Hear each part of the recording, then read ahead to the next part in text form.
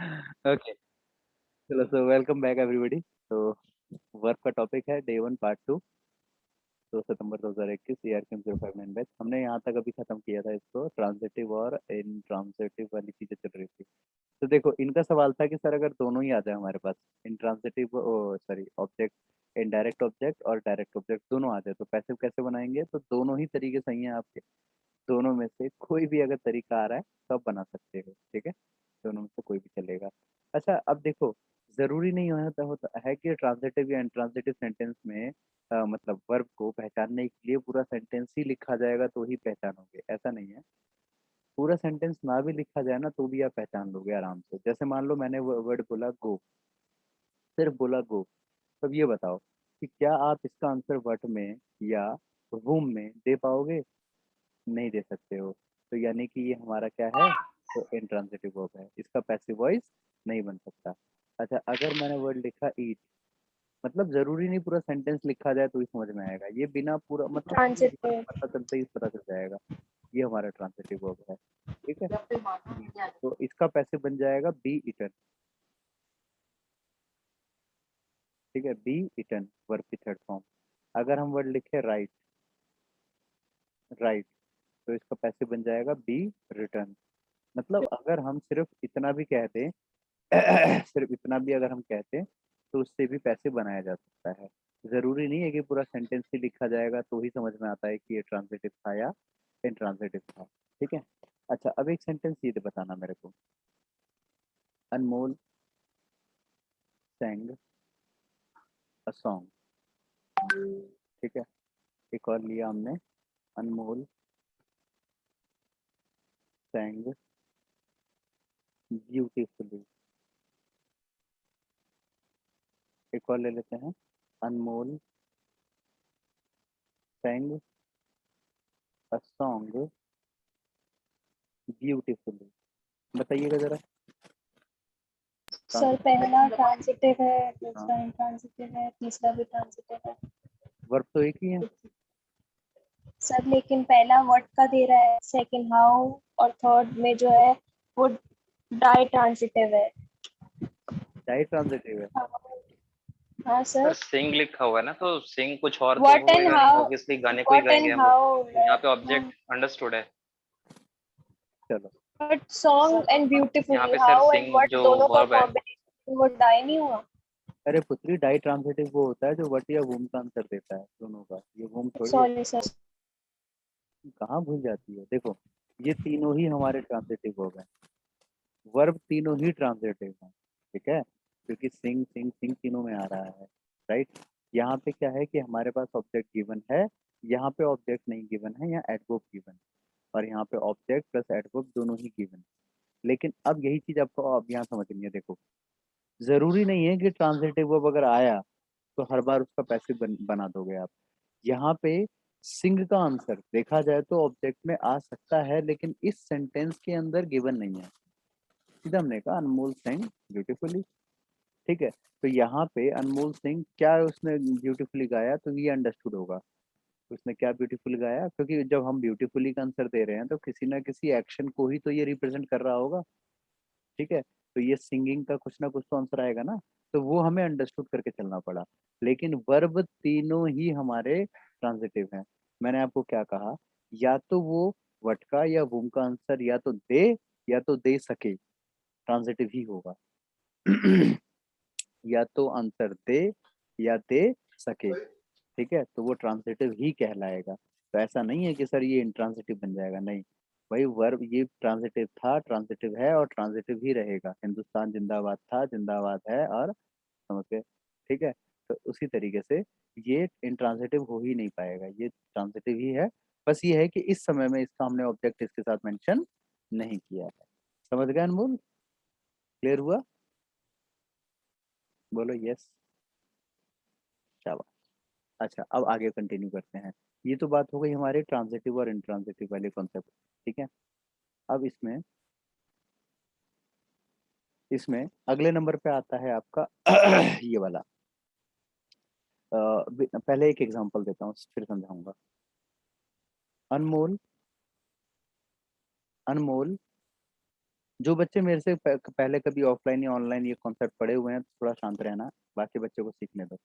Anmol enjoyed the party, ठीक है। और एक सेंटेंस हमने लिखा कि अनमोल एंजॉयड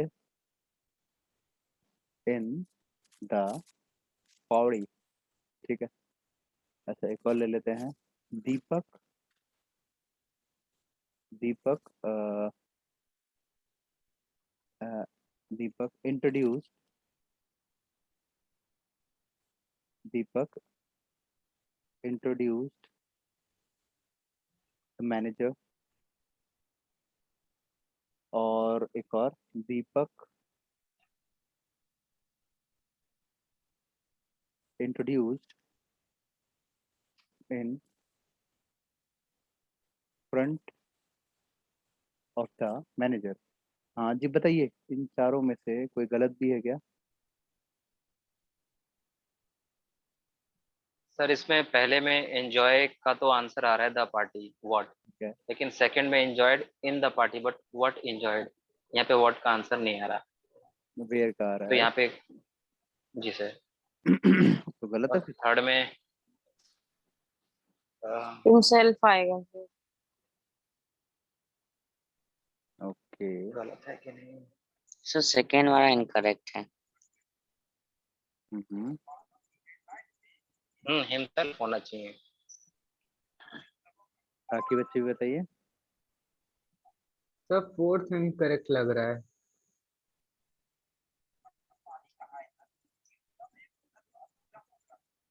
ठीक है, ठीक है। हाँ फोर्थ में भी इन फ्रंट ऑफ व्हाट का यहाँ पे एक आंसर होना चाहिए बट व्हाट का आंसर नहीं है, या फिर होम का। चलो, कर ली कोशिश। हाँ जी, लड़कियों तुम लोग क्यों चुप हो, बताओ। मोनू आज तो बड़ी शांत शांत लग रही हो, क्या बात है?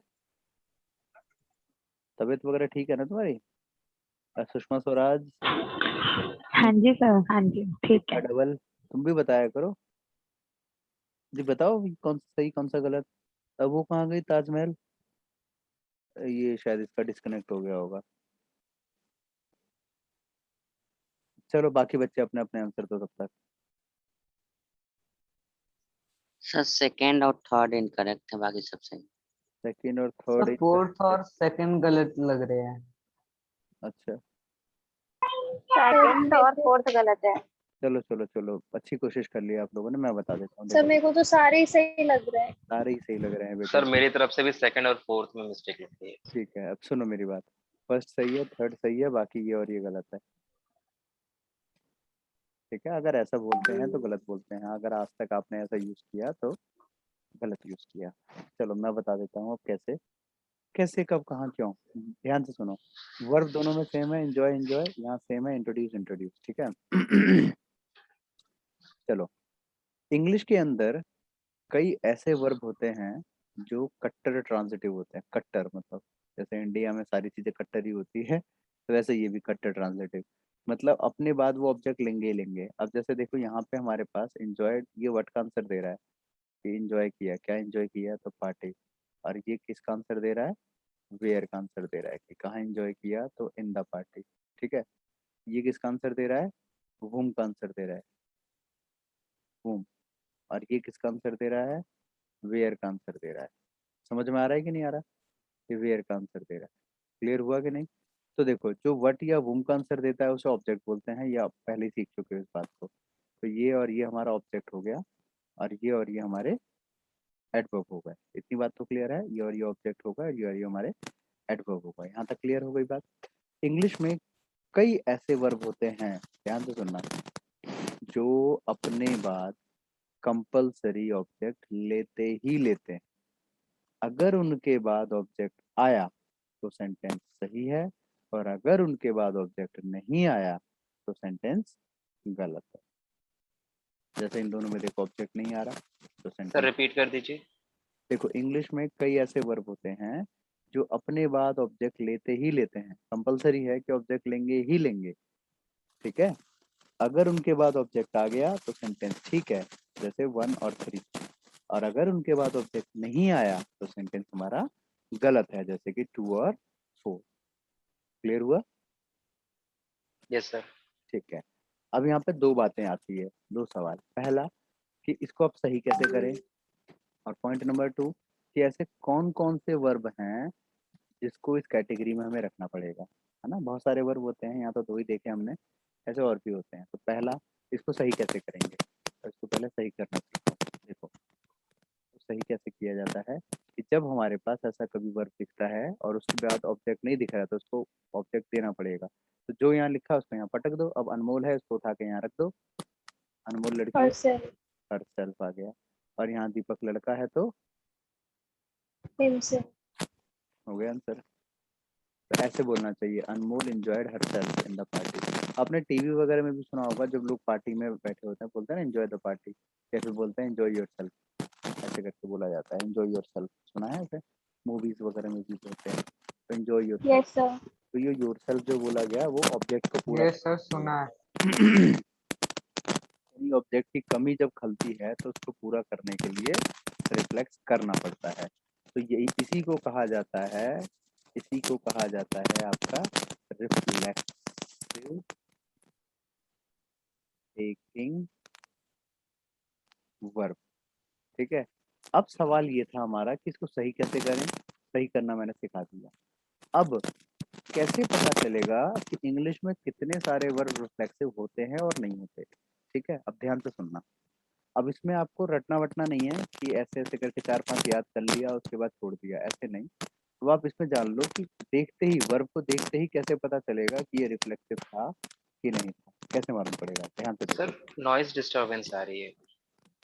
मेरी साइड से, तो मेरी साइड से कहीं डिस्टर्बेंस से है आ क्या? रही है सर। सर इनका ही माइक ऑन है, इनको बंद करवाओ। ओके, मेरे ऑन होने से तो मेरा तो पूरा ही नहीं नहीं कंजेस्टेड सर, है। आपकी साइड से ही आ रही है।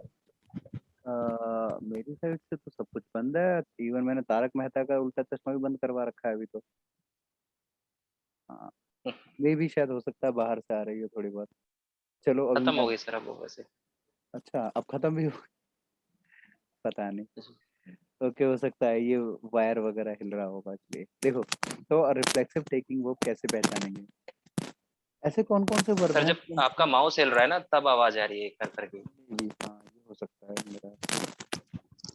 देखो ऐसे कौन कौन से वर्ब है जो इंसान खुद पे कर सकता है। जैसे आप ये कह सकते हो आई लव माई सेल्फ, जैसे वो खुद को प्यार करता है। आप ये भी कह सकते हैं कि वो हमेशा खुद की तारीफ करती रहती है, जैसे अनमोल खुद की तारीफ करती रहती नार्सिसिस्ट, है ना, कि मैं कितनी सुंदर हूँ, मैं क्या करूँ, है ना। तो अनमोल खुद की तारीफ करती रहती है, ऐसा हो सकता है। अच्छा, इसके अलावा वो खुद को क्या करती है, तो मोटिवेट, पूरा सुनो। तो अनमोल खुद को क्या करती है, मोटिवेट। ये भी हो सकता है कि इंसान खुद को मोटिवेट करता है। इनकरेज भी कर सकता है इंसान खुद को।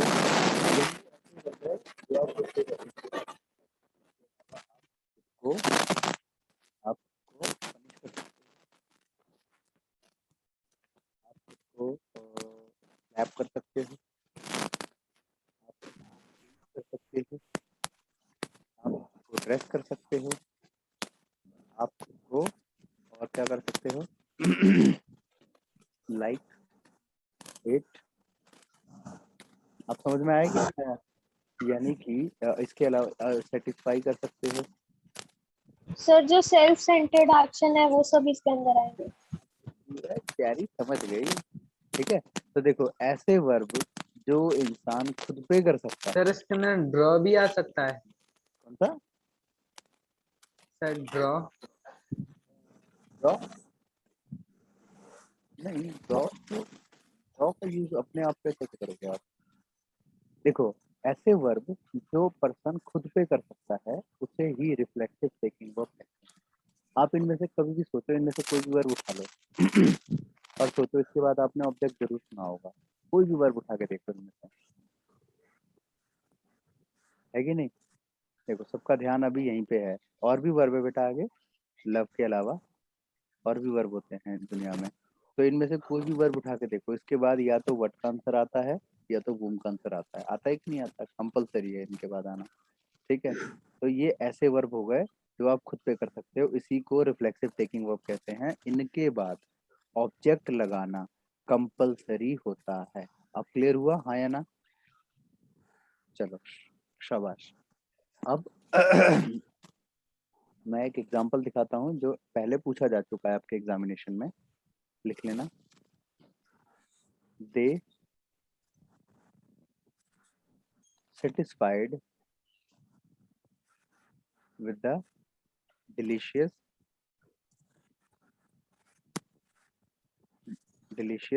food.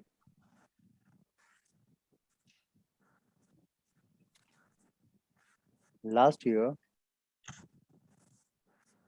she visited her uncle's home and enjoyed a lot.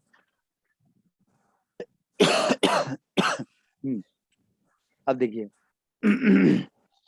themselves, they satisfied themselves और यहाँ पे enjoyed herself। तो ऐसे प्रश्न एग्जाम में पूछे जा चुके हैं, इसी को रिफ्लेक्सिव टेकिंग वर्ब कहा जाता है। आप किसी किताब को खोल के देख लेना, रिफ्लेक्सिव टेकिंग वर्ब जल्दी मिलता नहीं है, ठीक है। तो ये बहुत इंपॉर्टेंट टॉपिक है वर्ब के अंदर का, रिफ्लेक्सिव टेकिंग वर्ब। क्लियर हो गया सुषमा स्वराज? सर ये एक का डबल क्या नाम, कहाँ गई? अनुराधा। क्लियर है? अनुराधा। शाबाश। तो बेटा अगर कहीं कोई डाउट आया करे तो आप क्लास के बाद भी मेरे से व्हाट्सएप के थ्रू पूछ सकते हो, ठीक है। तो अभी जितना बताया उतना क्लियर है। तो अब आप रटने की जरूरत नहीं पड़ेगी, अब आप सीधा सीधा देखते ही पहचान गए कि ऐसा वर्ब, चाहो तो लिख सकते हो, ऐसे वर्ब जो पर्सन खुद पे कर सकता है उसे ही रिफ्लेक्सिव टेकिंग वर्ब कहते हैं, और इसकी पहचान आपको पता ही है। इसके बाद ऑब्जेक्ट लगाना जरूरी है, कंपलसरी है। चलो क्लियर हो गया एवरीबॉडी? सबको मौत कर दी? मजा आया? सर नो भी है ना? हाँ बेटा, नो रिफ्लेक्सिव में नो भी ना?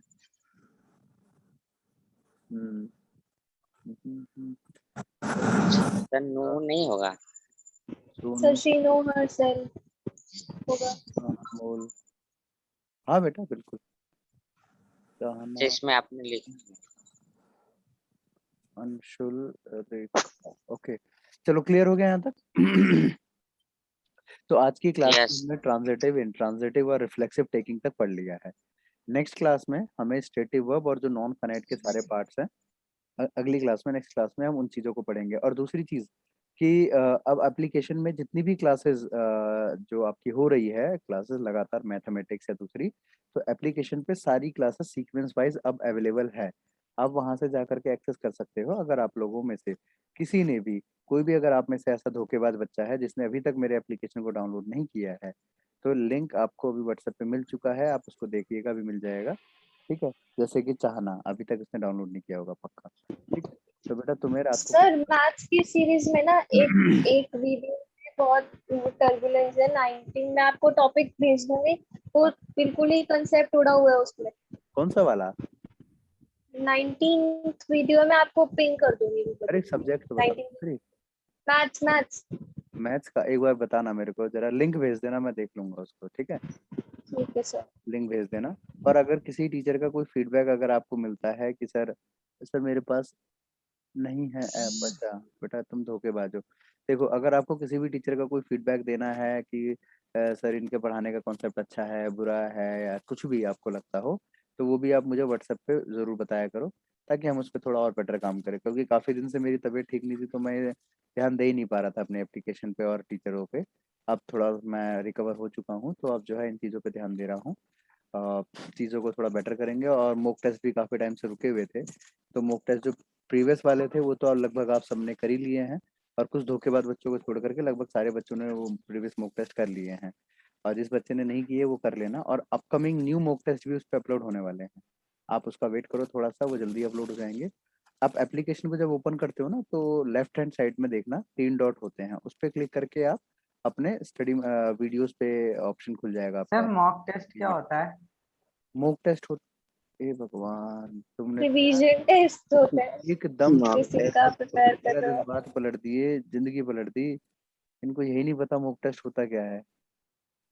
भाई कोई सर मालूम क्योंकि नहीं। आज तक तो सर स्कूल में हमारा कभी मॉक टेस्ट नहीं हुआ ना, अरे तो तुम वो बच्चे हो। टीचर रिवीजन टेस्ट कह के ही कहते हैं।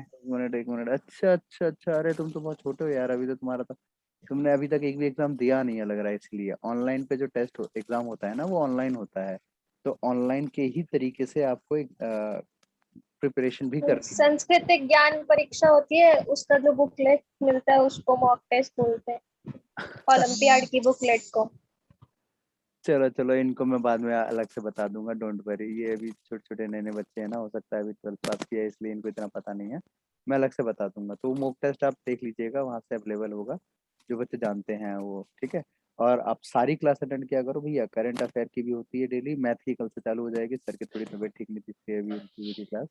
और उसके अलावा अब आपकी हिंदी की तो काफ़ी टाइम से चली रही है, और हिंदी में आपका टीजीटी पीजीटी स्पेशल तकरीबन 35 क्लासेस उसकी हो सर चुकी हैं। फुल फ्लेज भी डाल देना सेक्शनल के साथ में ना, ताकि सारी मतलब बेटा सेक्शनल के सीक्वेंस साथ में में है, फुल फ्लेज मिल जाए। पार्ट 1 पार्ट 2 पार्ट 3 इस तरीके से सारी क्लासेस डली हुई है। तो अगर आप में से किसी को सर कोई, मैं मॉक टेस्ट की बात कर रही हूँ कि मतलब जो भी डालूं तो ऐसे मतलब फुल फ्लेज आप जैसे मुझे 200 बेटा व्हाट्सएप क्वेश्चन पे में ये ऐसे सारी भी चीजें डालने बता देना, लगती मैं हूँ। उसके हिसाब से ही काम ठीक है ठीक करूंगा, ठीक है। आप, आपके सजेशंस वगैरह काफी अच्छे होते हैं। चलिए मिलते हैं फिर अगली क्लास में, सर का कॉल भी आ रहा है एक, ठीक है। चलो bye bye, take care, good night, thank you sir, okay बेटा, ठीक है, चाहे ना उसको डाउनलोड कर लेना। ओके बच्चों, सर आज की क्लास बहुत अच्छी थी। Take care, bye bye sir. Bye.